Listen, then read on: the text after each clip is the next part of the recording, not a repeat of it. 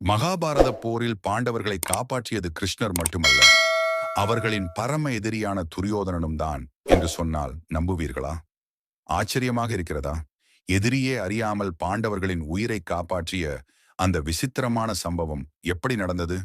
வாய்ப்பும் அற்புதமும் ஒரு முறைதான் வழங்கப்படும். இது வெறும் வார்த்தை இல்லை. மகாபாரத போரில் கிருஷ்ணர் உணர்த்திய மிகப்பெரிய பாடம். கைக்கு கிடைத்த வெற்றியையே மாற்றிய அந்த ஒரு தருணம். துரியோதனன் இழந்த அந்த வாய்ப்பு. இதெல்லாம் நமக்கு சொல்லும் செய்தி என்ன? வாங்க வீடியோக்குள்ள போகலாம். மகாபாரதம் என்பது பண்டைய இந்தியாவின் முக்கிய காப்பியங்களுள் ஒன்று. அதில் லட்சக்கணக்கான வாசகங்கள் இடம்பெற்றுள்ளன. அதில் இருக்கும் புராண கதைகள், நம்பிக்கைகள், கிளைக்கதைகள் சொல்லி தீராதவை. அந்த வரிசையில் அந்த மாபெரும் காப்பியத்தில் மறைந்திருக்கும் சில அரிய கதைகளின் தொகுப்பு இங்கே.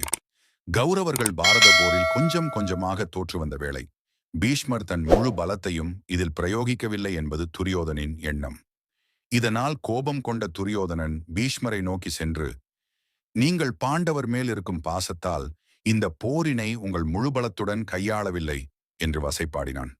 இதனால் சினமுற்ற பீஷ்மர் 5 தங்க அம்புகளை எடுத்து அதில் மந்திரங்களை ஓதி, இந்த தங்க அம்புகளை கொண்டு நாளையே 5 பாண்டவர்களையும் தான் வீழ்த்தி விடுவதாக சூள் உரைத்தார். இந்த வார்த்தையில் நம்பிக்கை இல்லாத துரியோதனன், அந்த 5 தங்க அம்புகளையும் என் வசம் கொடுங்கள், நான் வைத்திருக்கிறேன், நாளை அதிகாலை நான் இதை உங்களிடம் வழங்குவேன் என தன் வசம் வைத்துக் கொண்டான்.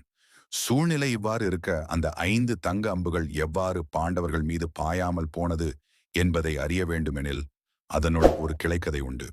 பாரத போர் உருவாவதற்கு முன்பு பாண்டவர்கள் காட்டில் வாழ்ந்த காலத்தில் துரியோதனன் அவனுடைய குடில்களை பாண்டவர்கள் வசித்த பகுதிக்கு அருகே இருக்கும் குளத்திற்கு எதிர்ப்புறத்தில் அமைத்திருந்தான். அப்போது ஒரு முறை துரியோதனன் அந்த குளத்தில் நீராடிக் கொண்டிருந்த போது அங்கே கந்தர்வர் தோன்றினார். உடனே அவருடன் போரில் ஈடுபட்டான் துரியோதனன். இதில் தோல்வியடைந்து கந்தர்வனால் சிறைப்பிடிக்கப்பட்டான். அவ்வேளையில் கந்தர்வனிடமிருந்து துரியோதனனை காத்தவன் அர்ஜுனன். ஒரு சத்திரியனாக துரியோதனன் மிகுந்த வெட்கமடைந்தான். எனவே அர்ஜுனனை நோக்கி, என்னை காத்ததற்காக என்ன வரம் வேண்டுமோ கேள் என்றான். அதற்கு அர்ஜுனன், எனக்கு தேவைப்படும் சூழலில் உன்னிடம் பரிசொன்றை கேட்கிறேன் தா என கூறியிருந்தான். இந்த வரத்தை குறித்து இருவரும் மறந்திருந்த வேளையில், பாரத போர் நடந்து கொண்டிருந்த அந்த இரவு வேளையில் பீஷ்மரிடமிருந்து 5 தங்க அம்புகளை துரியோதனன் பெற்ற செய்தியை அறிந்திருந்தார் கிருஷ்ண பரமாத்மா. இச்சூழலில் அர்ஜுனனிடம் அவன் துரியோதனனிடம் பெற்ற வரத்தை நினைவுபடுத்தி அந்த வரத்தின் மூலம் அந்த 5 தங்க அம்புகளையும் பெற்று வர சொல்லி அனுப்பினார்.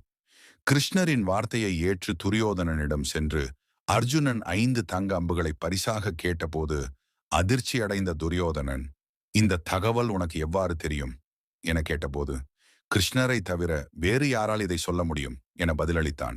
பிறப்பால் ஒரு சத்திரியன் என்பதால் அளித்த வரத்தை மீற இயலாமல் தன்னிடம் இருந்த 5 தங்க அம்புகளை அர்ஜுனனுக்கு வழங்கினான். உடனே பீஷ்மரை நோக்கி விரைந்து சென்று மற்றும் ஒரு 5 தங்க அம்புகளை துரியோதனன் கேட்டபோது பீஷ்மர் சொன்னார், என் மீது நம்பிக்கையின்றி அந்த 5 அம்புகளை பெற்று சென்றாய். இனி அதுபோல் ஒரு அற்புதத்தை மீண்டும் உருவாக்க இயலாது என்று கூறினார். வாய்ப்புங்கிறது ஒரு முறைதான் நம் கதவை தட்டும். அதை கிருஷ்ணர் மாதிரி சரியா பயன்படுத்திக்கிறோமா இல்ல துரியோதனன் மாதிரி நழுவ விடுறோமாங்கிறது நம்ம கையில தான் இருக்கு. தன்னோட உயிரே போகும்னு தெரிஞ்சும் கொடுத்த வாக்குக்காக அர்ஜுனன் கிட்ட அந்த 5 அம்புகளையும் துரியோதனன் கொடுத்தான். இதை நீங்க எப்படி பாக்குறீங்க? இது துரியோதனனோட முட்டாள்தனமா இல்ல எதிரியா இருந்தாலும் கொடுத்த வாக்கை காப்பாத்தின அவரோட சத்திரிய தர்மமா? உங்க கருத்து என்னன்னு மறக்காம கமெண்ட்ல சொல்லுங்க.